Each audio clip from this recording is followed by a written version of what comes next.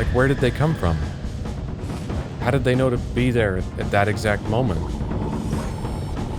Did I tell them where I was? Like, does the main character have some sort of information we don't? Welcome back, my flower. When toga parties go goth. We thought you might have had a change of heart. Of course not. I kept my end of the deal. Well, Have you seen my chance cube?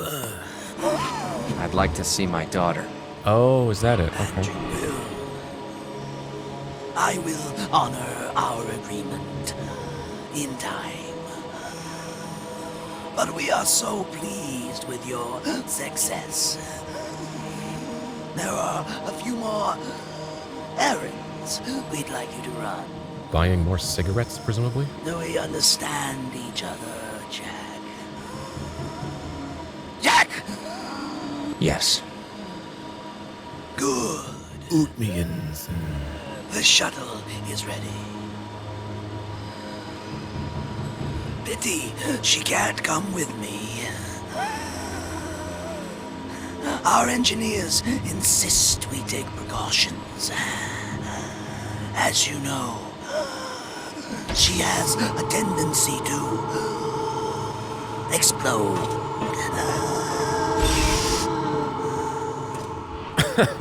And then we just end. Oh, and he hovers. He's kind of cool. I like his design. Goodbye, Jack. If you cut through all the bullshit in politics, Shroud War was about one thing. That's a really badly lensed Anyone could close-up. take it away. But the Shroud, they could give it back. But my deal, my debt, would never be paid in full. And even if it was, if they could do the impossible and bring her back to life, You just said they could. be my daughter again. She'd be theirs. Then why did you do this? She was theirs again because of me. Then why did you do this? I had to fix that. Then why did you do this? So you held up your part of the deal so you could see your daughter again and then say it wouldn't be my daughter, so I need to fix that? Am I wrong for not following that? It's like, I held up my end of the deal, now where's my daughter? And then he's droning on about how it wouldn't be his daughter? So why did he hold up his end of the deal and get Karina captured? And now my objective is to find Karina, who apparently I captured, or allowed them to capture. Also, the sound effect this thing makes is incredibly, like, low quality and ugly. What is that? What is it doing? Oh, it's recharging my gun. Oh, and it's my only gun. Oh, that's great. It's always nice when you spend the whole game uploading upgrading weapons, and suddenly it just takes them all away. Fantastic. Remove all my progression, why don't you? And the only gun I have is admittedly quite powerful, but unfortunately fires very slowly and makes an incredibly ugly sound effect.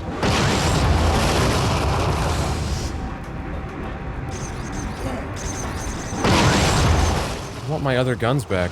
Oh, and the door closed behind me, because of course it did.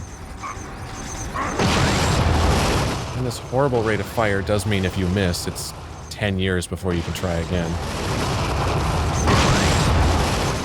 And it has very little splash radius.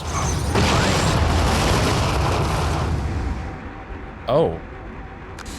And I don't have the healing gun. That's a problem. I wish I knew that earlier. I would have been more careful. Oh, these heal me too. Okay. Oh, I thought they just filled the gun, but alright. Okay, so we've done the Half-Life 2 thing, where towards the end of the game, or presumably this is towards the end of the game, we lose all our shit, and instead just get a really powerful gun. Although, unlike the supercharged gravity gun, this isn't quite... this isn't quite that satisfying. That was actually awesome. This thing is slow and clunky.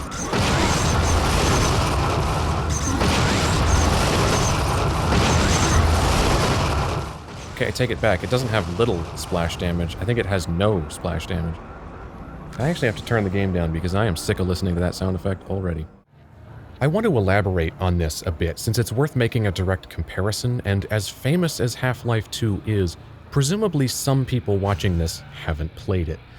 When you reach the final area of the game, you fall into an energy field that confiscates all of your weapons by zapping them away.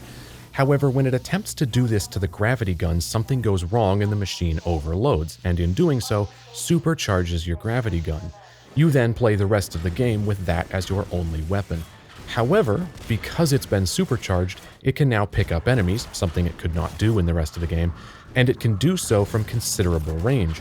You can blast enemies away without grabbing them, and it's able to throw around larger objects and with more force than it could before. Basically, they took all your weapons, but replaced them with a really overpowered one that allows you to obliterate anything in your path. The main reason this is satisfying and the Titan's Fist in Pariah isn't is simply a matter of speed and responsiveness. The super gravity gun can be used and fired very rapidly, allowing you to blow through several enemies really quickly, and they compensate for this by throwing lots of enemies at you. On the other hand, the Titan's Fist fires extremely slowly, meaning it takes forever to eliminate multiple enemies even if you don't miss, and if you do miss, it feels like an eternity before you get to try again, which is frustrating and boring. In terms of feedback and audio, the visual effects in both look good and both make the weapons feel powerful, but the audio is where they differ. The gravity gun sounds are short and tight, so when you're using it over and over, they don't overlap or take too long to end. They're just short, hard blasts, and that's it. In Pariah, the sound effect is incredibly long. Instead of a super short, hard sci-fi transient, it's a noisy explosion that dissipates over time while a charging sound happens underneath it. The length of the sound is about the same as the rate of fire, so as long as you're firing, you never get a break. It's a continuous wall of noise, and it's massively compressed, so it's an ugly sound made uglier by the low quality, and then made insufferable by its length and the lack of a reprieve between shots. In Half-Life 2, this feels like a climactic build-up to the final confrontation where you're moving quickly, effortlessly blasting enemies left and right and throwing around chunks of the environment. You feel like a badass with an overpowered weapon, and that's perfectly okay at the end of the game. You wouldn't want to feel unstoppable the whole game, and something like Ravenholm would be completely ruined by that, but it makes sense at the end. In Pariah, they're clearly attempting to recreate that, but that feeling of being a badass with an overpowered weapon just isn't there. Instead, you are moving slowly because you have to take out the enemies one at a time, very slowly, being careful not to miss so it won't be even slower, while continually being assaulted by an ugly wall of noise. And on top of all of that, you have to be careful because they took away your healing tool. In Half-Life 2, they kept things moving through the sequence by introducing suit chargers that also restore health and can overcharge suit power to double the normal value. And they even made them operate at a much higher speed than the chargers in the rest of the game, so the doubled maximum value does not result in waiting twice as long. And this is a spectacular example of the importance of speed and responsiveness in games. Both Half-Life 2 and Pariah are doing essentially the same thing here, but Half-Life 2's version feels great, and Pariah's just feels like the game has screeched to a halt and turned into a chore. Luckily, those shields don't seem to block it. Nor should they, but it does make me wonder why they even have shields. Especially shields of a different design than we've seen for the rest of the game, which you'd think would imply that those shields are more powerful than the ones we've been seeing the whole game, but apparently they aren't, because this still just goes right through them in one shot. After all, it is Titan's Fist.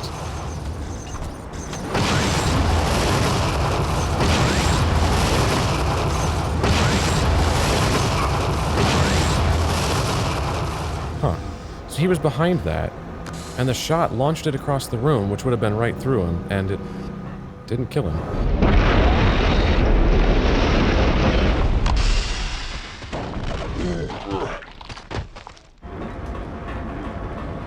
There's a mysterious blue glow emanating from below the lift. Am I going down or up?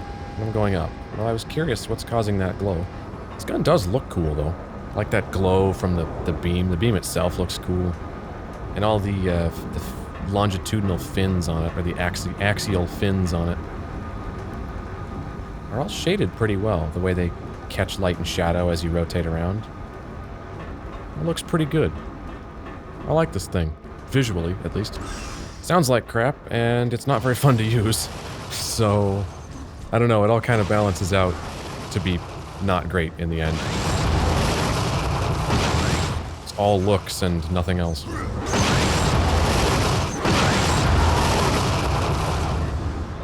Some kind of alt fire that's faster but less powerful would be really nice right about now. I just can't stand weapons that fire slowly. It's boring.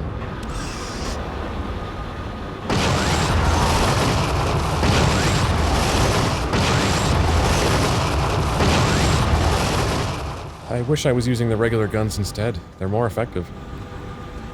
Yeah, this thing takes everything out in one hit, but if we divided that out into DPS, I think it's actually less.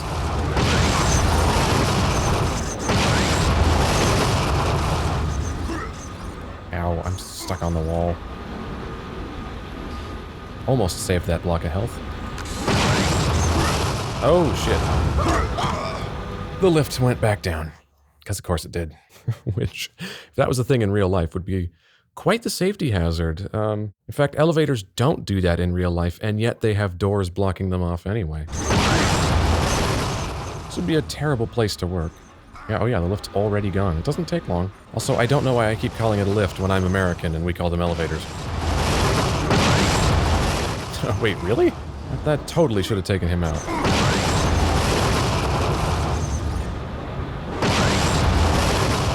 And yet that, which I don't think hit him, I'm pretty sure I hit the wall instead, that took him out. This weapon feels a little inconsistent and unreliable. And that's just adding to how much not fun it is.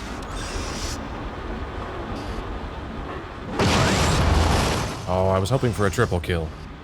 Of course, the door auto-closes. Yeah, little advice to anybody, any game developers that might be watching this. Never, ever, ever, ever, for the love of all that is ass, have doors close on their own.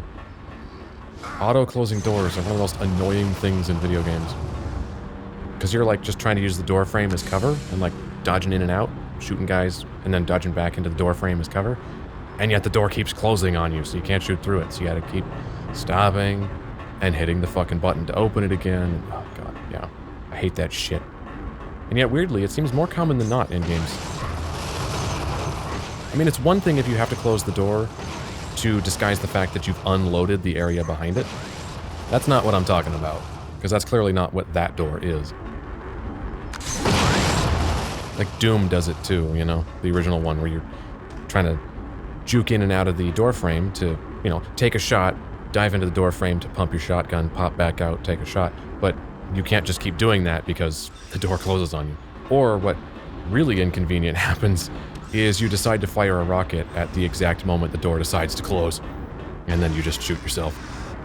You've done well, Mason, but I won't be that easy. Who are you? Your thumbnail there looks like the person that woke me up. I haven't seen you since, so I don't know who you are. Prowess is excellent, but how will you fare against shrouded?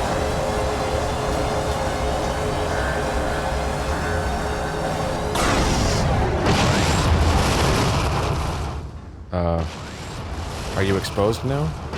Oh yeah, the health bar is going down. Okay.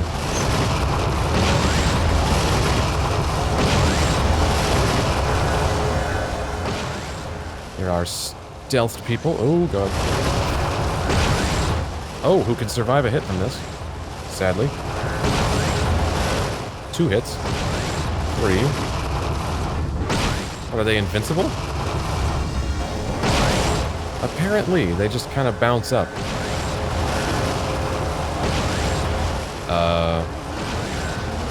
Am I missing something? I mean, clearly I am missing something. So these beams are coming from where exactly? Oh yeah, more cloaked people. But I can't take the cloaked people out because they're invincible. Except maybe when they decloak they're not, but Oh, I don't have my bone saw either. I was gonna check if that worked. So I guess I just need to trigger them into lunging at me, but if they do, they just lunge past me and I can't aim that fast. You. Decloak or something. Or not. So if I stand behind a barrier, do I block this explosion, or does it just always hit me? Okay, I can block it. Okay, so I'm gonna lower your health enough that one of these, there we go, decloaks. Gotcha. Well, that's one down. Not as easy to manage me, is it, It's not very interesting in the interim, is it? So you're not gonna decloak.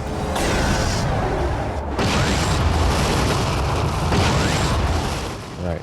Shoot you a couple times. You're not gonna come for me, are you? No. Yeah, come on. Do the thing. There we go. Now you, decloak. Do something. Attack me. Attack me. Okay, never mind. Maybe I'm just misunderstanding this fight completely.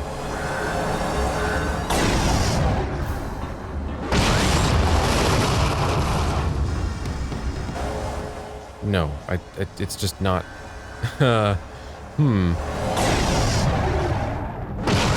Damage you a bunch, or as much as I can. Ooh, are you coming for me? You gonna do it? Yes. Okay. Are you dead? Did I get you? Oh no, you can survive more than one hit, apparently. All right. Okay, it has something to do with damaging not as easy to manage whoever this is. So if you don't damage the person in the center, these don't bother to attack you? Alright, so the shield's down. Shoot you a few times. Now I can't, and they're not interested in attacking me. I feel like I'm not getting something, and it's making me feel kind of dumb. But I also feel like this is just not a terribly interesting boss fight, which might be entirely true. You can't kill me, but go ahead, try. Yeah, I'm trying. Okay, are you gonna attack me yet? Like, just try and stop me. Something. Can I just shoot you all day? Do I have to take them out in a certain order, and it's this one I need to shoot next? Fuck if I know. Though all these tubes and shit. This apparatus does look cool. Although I actually can't even see that particular assassin, can I? Oh yeah, they're the one in here. Do something. There. Yes, like that. Maybe you do have to do them in order. And like the other one won't attack me because I'm supposed to take out this one next? Or not? Now it's lost interest in me? Of course, this isn't terribly challenging when there's a whole bunch of these healing stations. There's like 5 of them in here. Do it. Just... That goes off. Shoot you a couple times, because I think that angers the Shroud Assassins. Which, yes, apparently it does. Although I don't know why that didn't kill them. First one went down in I think 1 hit, and this one's taken 2? Or am I firing slightly too early? But go ahead. I feel like I'm waiting until they're visible.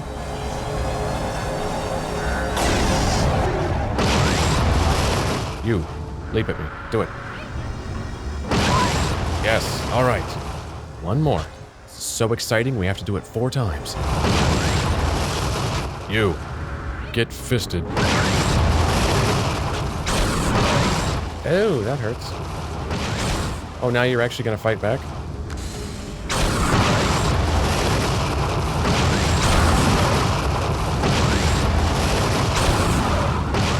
Barely. So I can just do this over and over. Are you gonna do anything more threatening? You can just jump in and out of cover. And then go heal, because there's healing stations everywhere. Oh wait, she's healing again. Oh no. These all just respawn? Oh, I can charge this. I didn't realize this could charge. That's one down. Oh my god. I can't believe I have to do this again. So, you have a limited time to take her out before... I guess, before these respawn. At least, I think that's what's happening here. Alright. Who's next? You? Yep. Well, at least I figured out what the hell's happening. And I think this thing's run out of power. Alright.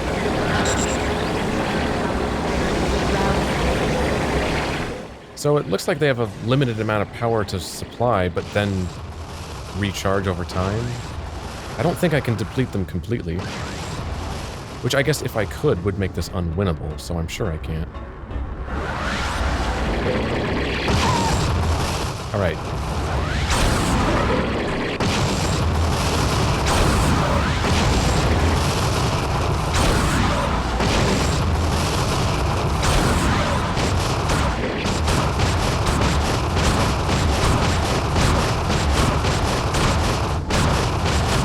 No one's spawning back in. So maybe it's because I just stopped shooting her, and that's what makes them spawn back in? Or maybe you just have to do it twice. I don't know. That sucked, and I hated every second of that. Other than visually, it was kind of interesting. Speaking of visually interesting... we've entered kind of a weird territory here. I trusted you. I know. What do you think you're doing? Getting you out of here. Jack, I think she's past that. there is no way out. I've got the virus. I can control it. They can't stop us. What exactly does the virus do? It hasn't given me any sort of abilities. Even though the narrative kind of implies that it does. It's really that simple. Did you think they wouldn't figure it out? I didn't have anything to lose. Then finish this. I'm begging you, Jack. Finish this. I want to, but I don't think I can. You have to. It's the only way I can be saved. Oh God. Oh my God. Jesus. It's okay. It's okay. Hurry. It's too late. I can't decide if I like this or not. I'm so sorry. This is both weirdly ballsy and film student-y at the same time. Jack? Jack! Black bombs cut the power.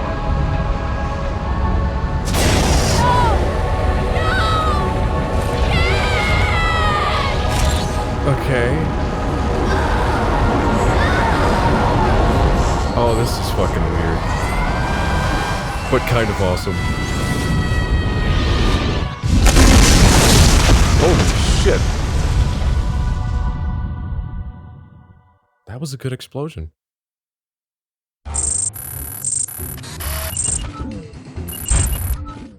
And that's it. Wow. Okay, this is future me again, and I'm cutting out my original commentary here since it was confused, ponderous, and ultimately pointless. Motion capture? What motion capture?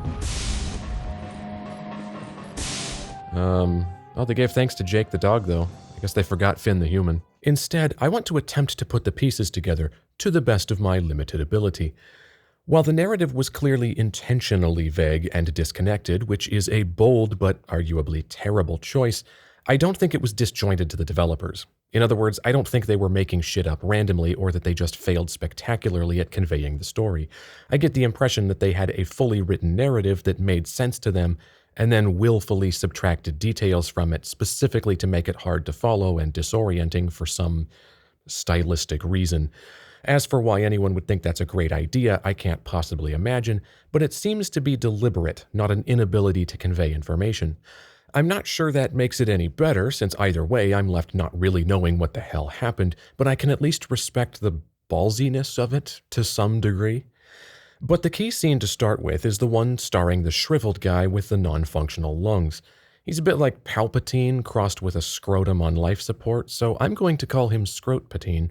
This scene is obviously important because this is where it's revealed that the entire game has been lying, or at least lying by omission. As far as we are aware, Mason is a doctor working for TCC who was simply on a routine mission to oversee the transfer of an infected prisoner. That's basically the extent of what the game told us. From there, our ship gets shot down by what are essentially bandits, we get infected, the pilot gets killed, everyone else who was on the ship, which is presumably several people, but is at the very least the two guys that we're talking about baby shit, just evaporate into nothingness, and Karina goes missing. Ostensibly, she is captured by the bandits, but we see no evidence of this since she was there in the scene, still there when we cut to gameplay, then just stops existing when we hit the switch to the turret. From there, our only objective is simply to find her so that the virus doesn't spread anymore. That's all well and good, aside from being not terribly detailed. The game just goes on like this for a while. We find her, she bails on us, she comes back, then we leave her behind, then she reappears out of nowhere, then we leave her behind to start the generators, which instantly fail anyway, and while we're gone, unknown assailants try to capture her, and she explodes. We find her uninjured in a crater, and then she phases through a rock, vanishing into the void once more. Then we just happen to stumble across where she is, just standing still, apparently waiting for us, but otherwise completely unmolested by the many people attempting to get her. After the train wreck, she's captured yet again and taken to Stockton, the guy from the opening scene. Now, our objective is to go to the Anvil, even though we've never been told what that is. If you read the manual, the Anvil is the prison from which Karina is transferred. Stockton is the warden of the Anvil, something the game also never tells us. If you didn't have the manual, you'd think he's just some guy helping you load her onto the ship. Regardless, the Anvil is the prison she came from, and Stockton is the warden, so when the guys say they're going to take her to Stockton, Mason, not us, knows that he's probably at the Anvil. That makes sense for the character, even though it's poorly communicated to the audience. For example, we never get an establishing shot of the Anvil at the beginning. Having now seen the Anvil, I can tell this structure in the background is it, but I couldn't at the time, and I only skimmed the manual, so when I got this objective, I wasn't clear why. At the Anvil, there are multiple factions fighting each other. Some military-looking dudes fighting what look like more bandity scavenger types. The military-looking dudes are presumably personnel from the prison, and the bandits are... I don't know. Do they want Karina? If so, why? If not, why are they attacking the Anvil? Does this just happen all the time? Does the Anvil have some of their comrades imprisoned and they want to let them out? The game never explains any of this, and if we look in the manual, it lists 3 factions: scavengers, which are the bandits that shoot us down, mercenaries, which it describes as escaped prisoners profiting from skirmishes, dirty deals, and rough trading, so they're just another flavor of bandit, essentially. Then we have MAS, which are military personnel for the prisons. So we have bandits, other bandits, and military. None of that explains the fighting around the Anvil or why there are tons of prisoners loose. Inside the Anvil, we get this game's version of a plot dump, which is a scene that sort of tells us stuff, but not really. We learn Stockton is pissed off that his father's research, which was trying to replicate the virus for unknown reasons, has had the plug pulled by the government because it's dangerous, even though dangerous research is something the government does all the time. He rants for a fair while, and yet I still don't know what he actually wants. He's mad the research, whatever that entails, is being tossed away, but then what? What's he gonna do about it? I guess he's captured Karina, but how does that benefit him? Presumably he wants to continue the research, but that's going to be impossible without funding and without resources or manpower, considering the Anvil has been ransacked. He then captures Mason, but how does that benefit him? Inexplicably, we are let out of our cryopod by an unknown person who is somehow on the flight, board an adjacent ship, take an escape pod, and faff about in the desert until we come across Stockton and learn that he's infected too. For unknown reasons, his infection gives him swanky powers like a bubble shield, where we get nothing. He tells us Karina is gone, except she just magically appears in the background of the shot. How did she get there? Why is she there? Didn't he have her brought to the Anvil? If so, wouldn't he just shove her in a cryopod so she can't escape, precisely as she does in this scene? Or did he have her on the same flight he put Mason on, and if so, why? Where was that flight going, and why did he put Mason on it? If he trapped Mason in a cryopod at the Anvil, he could just put that pod in a broom closet and Mason would be completely out of his way while he does whatever the hell it is he's doing. Eventually, we kill Stockton, and sadly, he never gets a chance to explain anything or elaborate on his motivation or even the basics of what the hell he's doing. The game then hard cuts from the final hit on Stockton to the betrayal scene, and this is where I get horrifically confused. Karina just happens to be here, uncaptured and healthy, and she tells us we can go away and live happily ever after together. This is surprising since she has no reason to like Mason. She started the game very much not liking him because she wakes up after a crash confused as fuck. When he finds her in prison, she demands answers and says she doesn't trust him, then leaves him behind because she doesn't give a fuck about him. Then in the very next scene, she tells him, "Be careful." Like she cares now? Does that seem insane to anyone else? But fuck it, I guess it doesn't need to make sense because love interest. And beyond that, I was never under any impression that we were trying to find Karina in order to save her because Mason cares about her, but rather because it was his mission and he'd figure out what to do next once he had her. The important thing here is that bad guys emerge from the shadows, grab Karina, and congratulate Mason on a job well done, revealing the whole game was a lie.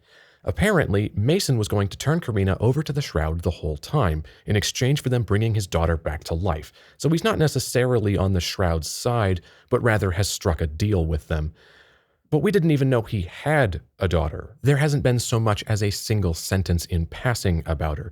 The only reference anywhere is that you hear a child's laughter after the train wreck. But I'd forgotten about that long before this point, and it doesn't even feel significant at the time, since it's just a child's laughter over black. So what? Hell, even if I assume he's hearing his own child's laughter, I could just as easily assume he's just thinking about his child back home, hoping he'll make it back. I'm not, by default, going to assume that child is dead.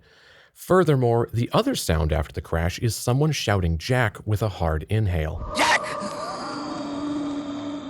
At the time, I had no clue who that was, and I thought the inhale was Mason, not the speaker. Like he was having a flashback while unconscious from the crash, and the inhale was him jolting awake, like at the beginning of the game. But it's actually this line here. Jack! Yes. Which is odd, since that line has not happened yet. The scene where we hear it in context isn't a flashback, it actually is post-train wreck. So it's not like this was in Mason's head at the time, because it's in the future. So why is it there? But where things get even stranger is that mere minutes after the plot twist of Mason's betrayal, his motivation turns on a dime and he decides to destroy the Shroud, burn it all down, and save Karina, even though mere minutes ago, he turned her in. This happens because he realizes that even if they brought his daughter back, she wouldn't really be his daughter. And even if it was, if they could do the impossible and bring her back to life, she'd never be my daughter again. Like he never thought about that before? So the entire game, from the beginning, has been one giant ruse leading up to him turning her over to the Shroud, which is a pretty huge commitment for him then to turn on a dime and pull a 180. The whole reason he did all of this shit was to get his daughter back, but in 2 seconds of thinking about it, he realized it wouldn't really be his daughter, so he changed his mind. Could you have spared the 2 seconds to think about it before you did all that shit? All along, up to now, he was satisfied with the notion of a replication of his daughter and wasn't bothered that it wouldn't truly be her. But now suddenly he is? I just find it bizarre that his motivation changes so quickly and so easily when he was committed enough to it to pull this long con that's been going the whole game, and would also leave him with very few options once he has his daughter back, considering he'd then be a fugitive for going AWOL and betraying TCC. He can't just say, okay, unnamed daughter, let's go home and be happy. He'd have nowhere to go. But despite being committed enough to getting his daughter back that he was willing to accept consequences of that magnitude, he hadn't actually thought it through before now? This isn't like changing your mind about what to have for breakfast, yet that's how easily it happens. And that's beside the fact that you may not be able to bring your daughter back, but you can make a new one. Yeah, hey Mason, you know that dangly thing in your pants? Yeah, that's what that does. Which clearly you know, because you obviously already did it at least once. Hence the dead daughter. But instead of that, Mason goes on a rampage, murdering everything in his path with the Titan's Fist, the weapon he got from Stockton, even though we didn't see him take it from Stockton, and in the very next shot, he's just holding a bulldog anyway. And we're not able to do the continuous beam that Stockton can. The rampage culminates with the boss fight with the Shroud Woman, some woman in or emitting a blue light in a machine of inscrutable purpose. But who is she? Obviously she's important, but why? Why wasn't the boss fight Scroat Patine? Because the main character has personal beef with him as he altered the deal. He's never even met Blue Light Bitch, or if he has, we don't know that. Is she Skropatine's bodyguard because he's all shriveled and emaciated? Is she some sort of power source given that she's in a shaft of light? Why can't I just go past her given that she's stuck in the shaft of light and seemingly can't move or chase me? Or is she the mastermind and thus has to die? She's clearly powerful, but how is that relevant in and of itself? And why don't we also kill Skropatine? Blue Light Bitch looks like the person that got us out of cryostasis, but I think that was some other Shroud person, and they all just look similar. But why did they help Mason? Presumably, it's so Mason can continue his true mission of trying to deliver Karina to them, but why is Mason uniquely suited to that? Originally, it was because he was a doctor assigned to her transfer, so he would be close to her, enabling him to capture her. But that's definitely not true by this point, and now that he doesn't even know where she is, Mason is no more likely to find her than one of the Shroud people that are maneuverable enough to show up on a ship mid-flight and disappear in no more than the time it takes to sit up, which kind of feels like they wrote themselves into a corner and realized they had to have somebody wake us up. Also, surely Skropatine is aware that not holding up his end of the deal and telling Mason that he needs to do more errands first is likely to incite Mason to turn on them, which is exactly what happens, of course. But did he think he could get away with it forever? And here's an extension of that question. Do the Shroud even actually have the ability to bring back the dead? Obviously, Mason believes they do, and he flat out says they can. Anyone could take it away. But the Shroud, they could give it back. But maybe they just lied to get him to help. In other words, when Skropatine denies resurrecting Mason's daughter, is it because that's not possible, and he's just being coy about it instead of just admitting he lied? Or does he actually, truly want Mason to run some more errands, and then he will bring her back? So we don't even know if the protagonist's entire motivation is based on a lie, or if there really was the prospect of his daughter being resurrected. I'm guessing that Stockton telling us at the beginning that our escort has been reassigned is because he reassigned it, and that the scavengers that shoot us down are working for him. He, of course, wants to get Karina because of his father's research or something, so he couldn't just take her from where she was since she was at a maximum security prison. So he came up with this plan to remove the escort when she's being transported, get some bandits to shoot the ship down, hope she doesn't die in the crash, and then capture her. But two things here. First, why would he need to shoot the ship down and capture her when she's being held in the anvil, of which Stockton is the warden? And second, how could a prison warden reassign an escort? Wouldn't the escort be TCC, not prison personnel, since it's TCC that's doing the transfer? So that doesn't make sense either way. If the escort change and shoot down were his doing, that would explain his weirdly cold delivery of, Looks like you're on your own. but I don't really understand why he would need to do that. She's in his prison anyway. Maybe it's because she's set to be moved off Earth and he just wants to prevent that, but it has to look like an accident? But what's his long-term plan? Surely once TCC learns the ship got shot down and Karina is missing, they're going to send some people to find her, and they'd eventually suspect Stockton. Of course, he's insane, so that can explain it. Mason is harder to figure out. Obviously, his plan all along was to give her to the Shroud in exchange for resurrecting his dead daughter. But when did he meet the Shroud? How did he arrange a meeting when they were at war, apparently? Wouldn't they have just shot him? How do you convince them to take you to their leader and work out this deal in the first place? And how did he know he even could contact them when they are supposedly long gone? There's no Shroud. They've been gone long before you were even born. Also, this whole deal relies entirely on him being the one assigned to the prisoner transfer, which he may not have been. He's just some doctor, and the organization presumably has more, and they easily could have assigned someone else to the transfer, meaning Mason never would have been around Karina in the first place. Or he could easily have been busy on a different assignment at the time that the decision was made to move Karina. And how did he know Karina was even going to be transferred? He's just a doctor overseeing prisoner transfers. He wouldn't know about one until he got assigned to it. He's not one of the higher-ups making these decisions, since the manual explicitly says he's been demoted, so he wouldn't necessarily have much warning ahead of time in order to plan this shit out. Also, at what point was he going to hand her over if the ship wasn't shot down? Otherwise, the ship would have just gone to its destination off Earth, and he wouldn't have had a chance to give her to the Shroud instead, right? So did Mason arrange the shoot-down with the bandits? And if so, when? And how do you arrange a meeting with crazy bandits? Why not just knock Karina out right away or shoot her in the legs and then radio the Shroud for pickup? It's bizarre he leaves her behind more than once if he's supposedly been trying to capture her this whole time. I realized the game was trying to do an unreliable narrator thing, but why maintain the facade the entire game? Why not start the game the same way, with us not knowing he's a double agent, and then just have that reveal happen earlier? Like, how about we capture Karina and turn her in fairly early on, like when we get her out of the prison? How about right after that scene, Mason knocks her out with some kind of stun device or pacification thing, which it would make sense for a doctor dealing with prisoners and such to be carrying. The Shroud show up, and from there, we learn he's trying to win their favor, so they revive his daughter.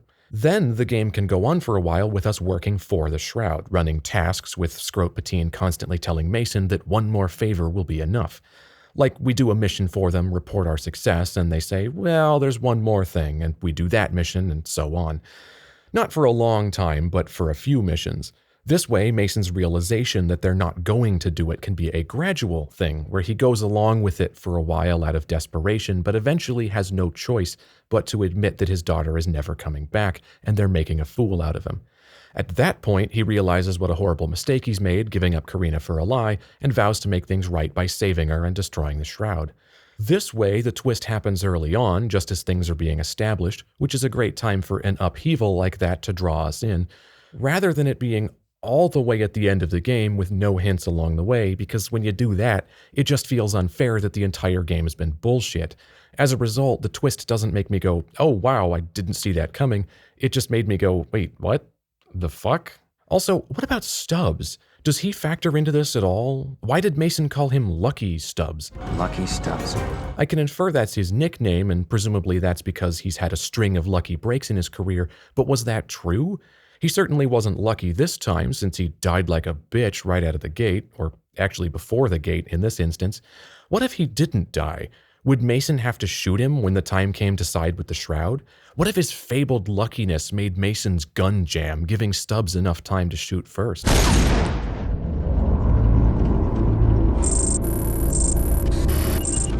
Also, who the hell is Dr. Williams, and why did Stockton expect him? Where's Dr. Williams? Was he like old and feeble, and Stockton was hoping he'd be more likely to die in the crash when he has the ship shot down? Or, wait, if Williams was supposed to do the prisoner transfer, that confirms what I said earlier, that a different doctor could have been assigned and Mason wouldn't have been able to capture Karina. The reason Mason got to instead was because Williams was on sick leave. He's on sick leave! Is that to imply Mason made him sick specifically so he could go instead? Or did Mason murder him and just give Stockton the sick leave line since he hadn't been caught yet? Or is it purely coincidence that Williams actually did get sick, not via foul play, and then it's pure chance that Mason got to go instead, thus enabling him to carry out his plan? What if, the day before Karina's transfer, Mason got assigned to a transfer of just some random serial killer to a different prison, and they replaced Williams with someone else? Do they only have two doctors? I have to say, both Mason and Stockton's plans relied on a shitload of luck. Maybe that's why Stubbs came along. Maybe Mason requested him specifically as some sort of human good luck charm. Obviously, that didn't work out, yet Mason still got to carry out his plan in the end, only to change his mind completely and betray the Shroud 5 seconds after carrying out this long, elaborate, profusely luck-based plan. Also, why do we never get any sort of powers from the virus? There's never any evidence that we even are infected until we explode at the end, but Karina can explode, leaving a crater, but without dying, somehow. Stockton gets an energy shield, which Mason immediately recognizes as being the virus. You're infected too. Instead of assuming it's a piece of technology, which is what I would assume. He also has the ability to regenerate health by sapping power from generators. We can't do that either.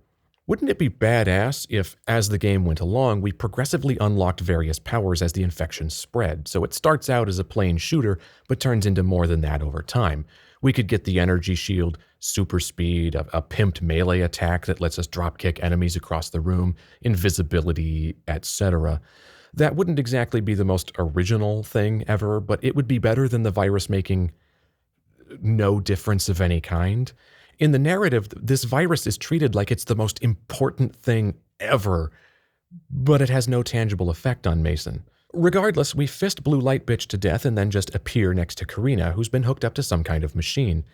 I'm guessing it's siphoning off her blood so they can grow the virus or implant it in other things or whatever, but she's only been gone minutes.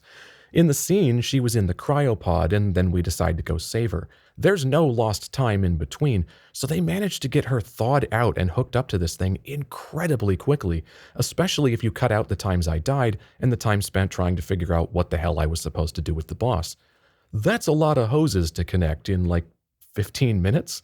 Hell, it would probably take that long just to peel off her ridiculous PVC bodysuit. She tells Mason to kill her since there's really no way to save her, and instead of shooting her, Mason shoots himself. This then causes him to explode, as it was explained in the Stockton plot dump scene that death of an infected host results in an explosion due to the massive amounts of volatile energy in the virus. Presumably, him exploding causes Karina to explode as well, causing a massive chain reaction, and everyone dies. Cut to credits. But I still have a lot of questions, and maybe I have absolutely all of this wrong. I really don't know. So I decided to look up the plot synopsis on Wikipedia because I figured some obsessive weirdo would have figured this shit out and written about it. Amazingly, the first thing it says is, Pariah notably omits to explain key background information about the plot and the in-game universe from the player, and thus much of the story progresses without any context or background for the player to identify with. Even at the end of the game, many key plot points remain largely unexplained, leaving it up to the player to conjecture as to what really happened. Well, good. It turns out I'm not completely insane, and the game is indeed willfully vague. I was beginning to wonder if I was just an idiot and missing something obvious. The game takes place 30 years after mankind fought a devastating war against an enemy known as the Shroud. This was mentioned briefly at the shipwreckage early on and more completely at the start of the train level, but Mason doesn't go into detail. It really is just there was a war 30 years ago. Exactly who or what the Shroud are is never actually explained. At the end of the game, they are shown to be hairless humans with corpse-white skin and highly advanced technology, although whether they are aliens, terrorists, mutants, or something else is never clearly revealed. So I'm definitely not missing anything there. In the wake of the war, a large portion of the Earth is now an uncivilized wasteland known as the Zone. This is wrong. It's actually called the Fringe. If you look out of your window, we're passing over the Fringe now. But the game never actually defines the Fringe, so saying it's a large uncivilized wasteland is an extrapolation on the part of whoever wrote this. Inhabited by scavengers, the violent descendants of prisoners, and convicts who were released by the Shroud during the war. This is where Mason says they opened the prisons like a theme park. So we know the bandits were released by the Shroud, but that doesn't mean the Shroud had a plan for them. They probably just did it to cause chaos as a strategic move during the war, not because they specifically wanted those people released. Ultimately, I think it's just there so we have things to shoot. So far, we have a lot of "we don't know" and an incorrect term. Great start. The plot synopsis starts by saying Jack Mason is a medic for the Alliance.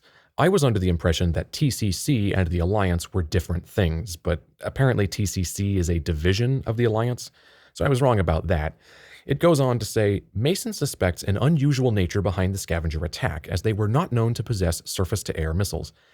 I don't know how they got this. In-game, after Stubbs dies, he simply lists several things, of which surface-to-air missiles is one, and then says bullshit. But nothing about that suggests he thought they shouldn't have any. He just says it's bullshit to have no escorts, encounter scavengers, and get shot down. And I would feel the same way. He does say someone was going to a lot of trouble to get her, but that's as far as the suspecting an unusual nature goes. After all, they're scavengers. It's not unthinkable that they'd capture someone in hopes of ransoming them off. Getting shot down by such a faction doesn't intrinsically point to a conspiracy, so as far as Mason and the audience knows at this point, they could just be dicks. Mason observes that Karina possesses bizarre powers granted to her by the virus. When experiencing strong emotions, she involuntarily produces an explosive effect that creates mass destruction while leaving her unharmed. I don't know how they got this either. While obviously she does explode, leaving a crater around her but being unharmed herself, I feel like they pulled the strong emotions part right out of their ass. Does anything in the game suggest that? She was under attack, so she exploded, either intentionally or unintentionally, not realizing she had that power. I suppose it stands to reason that she was experiencing strong emotions, as most people would while being attacked, but then assuming that the emotions themselves caused the explosion is interesting and will come up later. Mason and Karina eventually succeed in radioing the Alliance for help, only to learn that Colonel Stockton, the warden of the Anvil, has ordered the Alliance to nuke the area and kill everything that moves, supposedly to contain the infection and prevent the spread of the virus. I didn't mention this part in my own summary simply because it doesn't seem to have any bearing on anything. The nuke never happens, nor is it used as a ticking clock element that we need to outrun, and it's never mentioned again. But then again, this scene is important because it marks the point where we start shooting Alliance personnel. Up to this point, we're shooting scavengers, and we continue to fight scavengers for the remainder of that level. But after the scene of her in the crater, we start shooting Alliance. But nothing really marks the change, and I didn't even really notice the change since I never knew why I was shooting what I was shooting the entire game. So I didn't even really mentally note that I was shooting Alliance now. It seems this is the point at which Mason decides he's rogue, presumably because he realizes Stockton is insane and he doesn't want to get nuked. But even if this is his motivation for now being against the Alliance, that's not well communicated. It's just that in the next level, we're now shooting them. Even that is weird though, because at the start of the level, Karina freaks out about the recon robot and Mason says, Calm down. It's just a military recon. But if he's now rogue, then the military is no longer on his side, and a recon looking at them would absolutely be bad and not a thing to calm down about. But then again, we know Mason was always planning to betray the Alliance anyway, so it kind of doesn't matter. Be it the containment protocol or when they find out he betrayed them later, it doesn't really make a difference. He's not with the Alliance. As Mason infiltrates the Anvil to retake Karina from Stockton, he finds the scavengers have also launched a massive assault against the Anvil for revenge. Stockton masterminded the attack on Mason's transport, and that he has paid off the scavengers to capture Karina for him, but he turned out to have used them since he had the Alliance capture Karina for himself and refuses to pay them. This synopsis makes it sound like the game explicitly states that Stockton arranged the attack and hired the scavengers, and it definitely doesn't.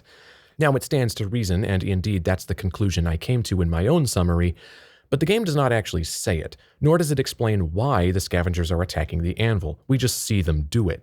However, this bit about Stockton refusing to pay them is actually in the game, in a line I forgot about. After he captures Mason, someone in the other ship flying alongside says, "Where's our money?" From that, we can deduce he agreed to pay them to shoot down the ship and capture Karina, and he isn't paying them, thus the attack on the Anvil. That makes sense, and I can totally connect those dots now, but I had forgotten about that line, largely because immediately after it, I was distracted by the unknown person releasing Mason from the cryopod and still reflecting on the information given to me in the plot dump scene that happened immediately before. So if you go back through the game and revisit scenes, you can easily figure that out. But if you just play straight through the game like I did, it's easy for that to go over your head since it's never really expanded upon and you're thinking about other shit too. And that's beside the fact that this one line that explains it all is well after we were seeing the fighting factions around the Anvil. So even though it's eventually theoretically explained, that's a long time to spend wondering what's going on. And as I mentioned earlier, since getting shot down was not part of Mason's plan, how was he originally planning to capture Karina to turn her over? Karina is a weapon created by the Shroud 30 years ago, but she was captured by the Alliance, specifically Stockton's father, and cryogenically frozen. This comes from Stockton's line, referring to his father, Sacrifices he made during the Shroud War to capture the Shroud seedling. On its own, I would interpret that as meaning that the seedling, whatever that is some Shroud entity that they captured that contained the virus, and their research was trying to replicate that virus and put it in people, with Karina being one of those subjects. But what Mason says immediately after clarifies that the seedling is Karina, and she's apparently not a normal human, but straight up manufactured by the Shroud. But that's weird too. Is she a lab-grown human that they implanted with the virus, or is she literally not human and is literally the virus, as in biologically non-human? The former seems more likely, but that would mean they can create people. We'll come back to that. She could also be a human they captured and infected.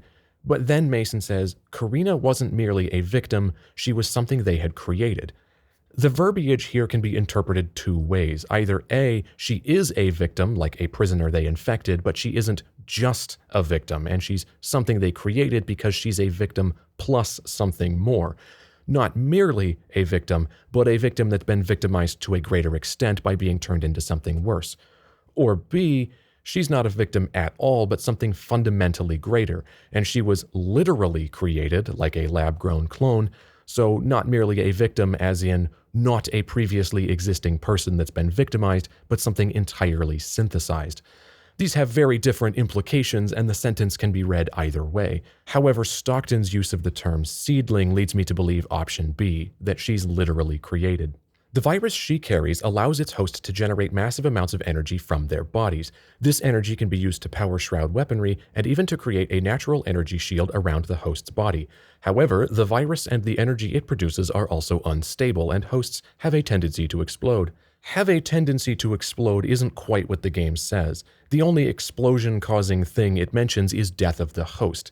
He does call the viral energy chaotic, but the real problem in the research is getting a mutation-free duplicate of the virus. We have otherwise failed to produce a stable, mutation-free duplicate of the virus. And this doesn't make sense to me, because they shouldn't have to synthesize a copy of it when they have the source. They have had Karina all along. She was in their possession until they loaded her on the ship at the beginning of the game. Considering she is the pure master copy, couldn't you just take some of her blood and put it in someone else? How would that result in an inferior copy? Wouldn't her virus make duplicates of itself all on its own? Isn't that what viruses do? If the answer to that is no, and you end up with imperfect copies through even that method, then surely Mason has an imperfect copy, since he got it directly from Karina's blood. From the Shroud's perspective, she wouldn't be very useful as a weapon if they can't make more of her, since the virus can't duplicate properly. Also, Stockton would have to have an imperfect copy, since he infected himself. But how? Did he put some of Karina's blood in himself? Was "we kept a part of her in our hearts" literal, as in Karina's blood going through his heart? He doesn't seem to have an unstable duplicate, so clearly that's possible. When Mason finally confronts Stockton, he learns that Stockton has infected himself with the virus and gained the ability to produce an energy shield, as well as the ability to operate a Shroud energy weapon, the Titan's Fist. The Shrouds soon attack to capture Karina, and Stockton proceeds to use his newfound powers to battle them. I totally missed that the Titan's Fist was powered by the virus. When I played the game, I just assumed it was some energy weapon, which is the obvious thing to assume, especially since you have to recharge it at external chargers, which seems at odds with the notion that it's powered from within by the virus. But there are two quick pieces of information in the game that explain this. First, during the plot dump, Stockton calls the Shroud weapon a concentrator and says that this was used to focus the otherwise chaotic discharge of the viral energy. The weapon shown is the Titan's Fist, but it's mostly obscured by the bloomy haze of this overexposed surveillance footage. This didn't stand out to me at the time, since I'd never seen it before and therefore didn't know it was a weapon I would eventually be using. It just looks like security camera footage of an artifact, and I quickly forgot it because it's the first thing he says, and the scene goes on to say a lot of other things that I was confused about. The second reference is in your objective description during the final sequence, which says, "Charge virus power at Shroud generators, find Karina." I guess I just skimmed that because my brain was so fried by Mason's inexplicable motivation 180 that I was a little preoccupied. But why would I need to charge it at generators when the whole point of the virus is its massive energy output? This weapon feels utterly pointless if it still needs to be recharged after a few shots like any other weapon. It should just have infinite ammo, which would be more narratively appropriate and would make the sequence better from a gameplay perspective anyway. Win-win. Karina pleads with Mason to escape together with her far away from the conflict, but surprisingly, Mason betrays her by turning her over to the Shroud. Mason is revealed as a traitor to the Alliance who has been collaborating with the Shroud from the start. His task was to retrieve Karina and deliver her to the Shroud. I had the idea when I was talking about Dr. Williams earlier that rather than being an actual TCC employee that later betrays them, maybe Mason never worked for them at all and just showed up at the Anvil claiming to be a replacement. In other words, he's not a traitor because he never worked for the Alliance or TCC and he has no history with them. That would answer my earlier question about how did he know he'd be assigned to this particular transfer and not another. Maybe he wasn't assigned to anything because he's just some guy who came out of nowhere and murdered Williams and claimed to be taking his place. But that can't be true because in the story section of the manual, the first page is the official document describing his assignment to the mission, and the second page references his record and qualifications, and his character page says he's with TCC and has been demoted. So he's not just some Shroud spy who inserted himself at the start of the game. He's a career Alliance guy who's been with the Alliance for a while and then betrays them. After turning Karina over, Mason questions the Shroud about his daughter, who had died sometime prior to the game. The Shroud hint that they have the ability to bring the dead back to life. Not really. It's Mason in his monologue after the Shroud leave the room that says they can. The Shroud guy just says, I will honor our agreement. when Mason says he wants to see his daughter. But at this point, we don't even know she's dead, so you could just as easily assume she's held hostage. It's not until his monologue after they leave that it becomes clear she's dead, and see my daughter means resurrection. On that subject, I asked earlier if they truly do have that ability. But if Karina was literally created by them as a weapon, then clearly they can create people. Maybe they created her as some sort of clone from pre-existing biological material rather than creating her from nothing, which would be a very different thing than resurrection, but it does kind of suggest that they may have some ability To create life. but insist that Mason perform more errands for them before he will be allowed to see his daughter again. Mason then realizes that the Shroud will never honor their end of the bargain and goes on a one-man rampage through the Shroud outpost using his viral powers and the Titan's fist. Nothing new here. It's still weird to me he changes motivation as quickly and easily as he does, despite having been committed enough to carry out this elaborate plan that, even if successful, would ruin his life and make him and his daughter fugitives forever. And of course, we don't have any viral powers, and the Titan's fist is tedious and unsatisfying. Mason defeats a few dozen Shroud soldiers, finally killing a mysterious viral-powered Shroud woman protected by several Shroud assassins.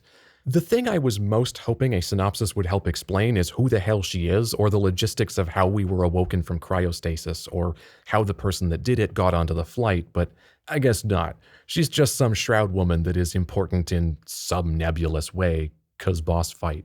After finally reaching Karina, he finds her connected to medical equipment draining away her blood. That's the same conclusion I came to. Mason cannot bring himself to kill Karina and instead shoots himself. As Karina watches Mason die, her out-of-control emotions produce a massive energy wave that envelops Mason's body and obliterates the Shroud outpost, killing everyone. This is where my interpretation is pretty different from whoever wrote this. I thought that it was Mason who exploded, taking Karina with him. The reason being Stockton's line about the death of an infected host causing an explosion. Makes sense to me. Mason is infected, and he kills himself, so he explodes. Him exploding kills Karina, who presumably also explodes, resulting in massive destruction. Beyond that line from Stockton, I never got the whole strong emotions thing this synopsis is talking about. I can see how they got that from her exploding when they tried to capture her, but if it was emotions that caused this, why didn't she explode other times she was captured, like, say, the first time right after the crash? She's just woken up from cryostasis, has no clue where she is or what's going on, she got shot by someone, and is now being surrounded by bandits. Seems like that may result in something of an emotional response, certainly more so than later on when she has a better idea of what's going on. Sure, being captured under any circumstances would make someone emotional, but I would argue it would be less here than at the beginning. Looking at the visuals of the scene itself, the energy output from the virus causes the lights and computers to turn on, which is why the soldier is confused since they cut the power. But the glow of energy does come from Karina first, not Mason's body. So maybe this is right, and it's Karina's emotions making her explode. But I don't like that explanation. For one, it's not explicitly explained in the game, where the death of a host thing is, and for another, we know that Karina survives her own explosions, which makes this ending kind of awkward. Instead of it being an everyone dies ending, it's everyone dies except Karina, who is left strapped to a Giger-ish chair in a smoldering crater until she slowly starves to death, leaving her plenty of time to consider just how fucked all these events really were. As for the ending scene itself, in my original commentary during the game, I said I had mixed feelings about it. On the one hand, it's kind of ballsy, but on the other, it feels kind of edgelord film student. Like, dude, let's do an ending where everyone dies. And cutting to the credits from an explosion is a little bit too close to the infamously film student-y gunshot to black. However, Videodrome ends on a gunshot to black, and I think it's extremely effective there because it narratively makes sense and doesn't just feel like, dude, isn't this badass? As for Pariah's ending, going back through the game to edit these videos, I've changed my mind completely. This ending is fucking awesome. I think it's actually well-paced, the lights cutting out so we only get glimpses to emphasize how cornered and alone the characters are is effective.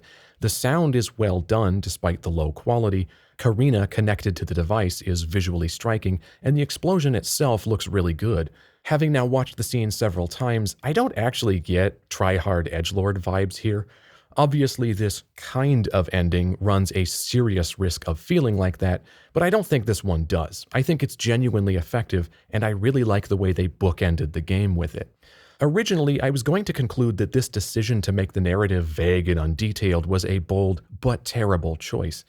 But then again, I did just manage to talk about it for a ridiculously long time, so perhaps it ultimately did make the game more interesting, which would mean it actually was a good idea. That I even bothered to take the time to write, record, and edit this insanely long ramble at the end, which is nearly 8,000 words long, is testament to the fact that although the plot is confusing and badly communicated, it absolutely did get my attention, which is noteworthy. That being said, I definitely would have preferred that it be more conventional and explain things to the audience, but I can't deny that it did get me thinking about it and wanting to know more. The takeaway here is that Pariah has grown on me, and I already liked it a fair bit on first impression. The gameplay is largely mediocre, the weapons are highly underwhelming, the enemies are samey and not terribly interesting to fight, the turret section on the train was boring as shit, and the vehicles are so bad it's impressive, but in terms of overall construction and especially narrative, it's kind of an anomaly, and that's exactly what I like finding when I pick up cheap old games that don't get talked about widely. Upon reflection, this may be one of the more interesting games I've ever played, and it won't be easily forgotten. Goodbye.